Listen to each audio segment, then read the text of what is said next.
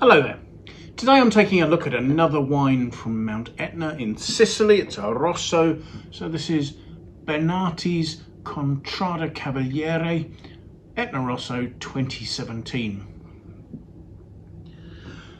So Benati's influence as a producer here it can't be under-exaggerated. They have been one of the leading producers of the Etna region since about 1988, when Giuseppe Benati first came here to take over a family property, an old farm where his grandfather had planted a vineyard, and he renovated it. He completely rejuvenated it, and during this process was influential in actually rejuvenating the whole of the Etna region, which these days is actually a very popular and a very exciting region to buy wines from. Just as an example, when Giuseppe came here in 1988, there were only 4 wineries active on Etna. Today there are over 130, with vineyards throughout the slopes from the north side of the mountain, across the eastern flanks and to the south, so that the 3 sides most influenced by the sea to the east. The family have actually had property here since the 1730s, 1734 their ancestors first came here. And today, so in fact since 2012, Giuseppe's 2 twin sons, Antonio and Salvino, have been running the estate, having taken over from their father.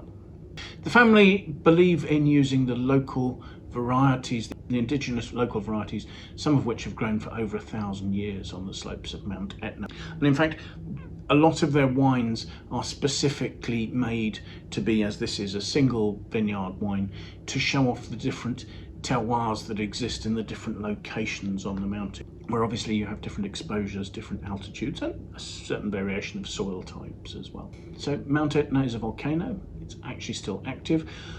The vineyards here will go up to an altitude of about 1,000 meters, but actually the volcano itself is 3,500 meters tall, almost anyway. So the influences that has on the climate are that you've got the altitude, which is a cooling influence in what is a relatively warm area. You have the influence of the sea, which moderates that. And also the influence of the mountain ensures that there's a good airflow. So this will cool the vineyards and also helps to remove any humidity that may have built up. The soils for this vineyard are, as is normally the case on Etna, sandy volcanic soils. However, in the case of Contrada Cavaliere, they also have quite a high instance of fossils within the soil. The Benati family has its winery in Via Grande on the southeastern slopes of Etna. In fact, they only have 14 hectares of vineyards, which doesn't seem a lot for a winery that's had such a huge influence on this area. Contrada Cavaliere is actually on the southwestern slopes, near the settlement of Santa Maria de Licordia. So the vineyard sits at quite a high altitude. This is up at 900 meters above sea level. So that's giving you really good sunlight exposure. It's giving you the cooling influence of altitude. You have the regular airflow. I think the nearest vineyards to this you'll find at this sort of altitude are actually probably in the Alps. The age of the vines here is about 50 years. And instead of being bush vines, as is often the case on Etna, these are actually double Guillot prune terroirs. The wine is made 100% from the local grape variety Nerello Mascalese. Nerello Mascalese tends to be fairly light-bodied, fairly light in colour, but actually really quite structured. It can be quite angular because thanks to the diurnal temperature variations you get here and the altitude at which the vines are growing, you actually get quite good acidity retention, which can make the wines quite age-worthy, but can also make them a little challenging when they're young. The fruit here is entirely hand-picked, and actually because this is quite a high altitude vineyard, the picking hasn't gone on here until mid-October. The fruit's destemmed, and there's a 21-day cuvation once it goes into stainless steel tanks. There's temperature control to stop the fermentation getting too hot. Now the fermentation was initiated using a cultured autochthonous yeast. So to put that in slightly less convoluted terms, this is a yeast that's been cultured from natural yeast fermentations that have started in the winery in previous years.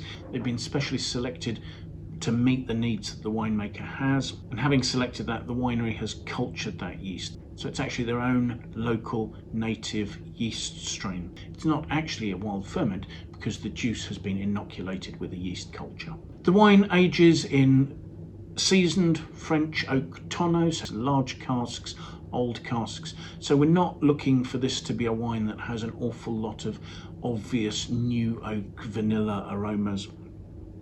It's more a question that the slow oxidation that results from time in barrel has helped to stabilise the wine, to fix the colour and to fix the tannins in it. After aging in oak, the wine then ages a little further for an unspecified period in stainless steel tanks. Once it's been bottled, it then also ages for a further 11 months in the producer's cellars, just to make sure that it's completely harmonised. Obviously this is a wine from 2017, so this has had plenty of bottle age as well on top of that. So let's see what we make of it, shall we? Looking at this, although the colour is a fairly dark looking ruby red, it's not very deep at all. In fact, it's fairly pale. There's almost a slight hint of brick-like red at the edge of the glass. Swirling it, there are tears forming quite readily on the side of the glass there. This is a wine whose label says it's 14.5% alcohol, so I'm expecting a certain amount of warmth on the back palate as a result of that. So let's see what I make of the aromas.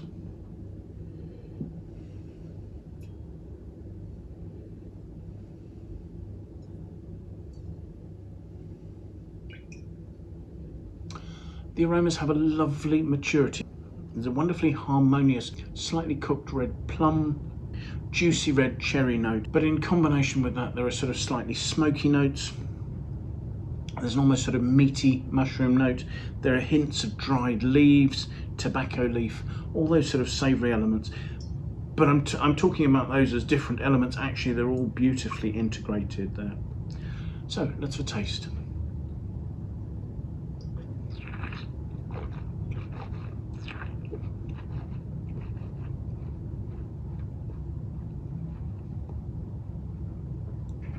On the palate there's clearly quite a tart acidity. The tannins at first seem very smooth, quite chocolatey, then actually do provide quite a bit of grip at the front of the mouth. But it's a sort of a drying cocoa powder sort of note. It's not particularly grainy and it's not very astringent. And there's a smoothness, and from behind that, notes of mushrooms and red fruit are gently coming out. There's a really quite attractive underlying sort of slightly cooked red plum note, almost lifting to a sort of a raspberry mulberry freshness. And the acidity at the finish is allowing those sort of slightly more perfumed red fruits to start coming out. In a previous tasting I tried a younger version of Monte Serra, and in that the tannins were much more gripping, they were closing the wine up.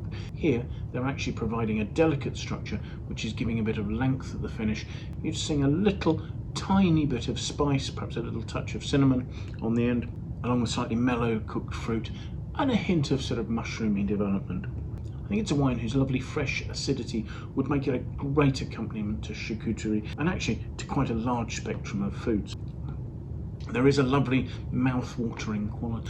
So as far as its age-worthiness, I think it's a wine approaching full development. It might smooth out and soften a little more, but I don't think it's a wine that you need to think about putting away. I don't think there's a hurry to drink it up. I would think as long as you found a reason to consume it within the next 3 or 4 years, that would be absolutely lovely and give you plenty of enjoyment. So thank you so much for watching. I do hope you've enjoyed the video. If you have, do please press the like button. We would really appreciate that.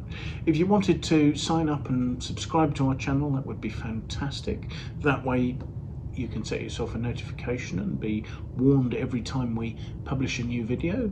If you have any comments you'd like to leave, please pop those in the comments box below. We would love to hear your feedback on the tastings we're doing, the wines we're looking at, or anything else related to that.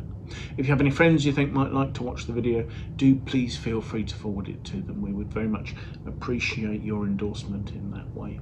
But most importantly, I do hope you'll find some time and try and come and watch another tasting with us in the very near future. Thanks again. Till then, bye for now.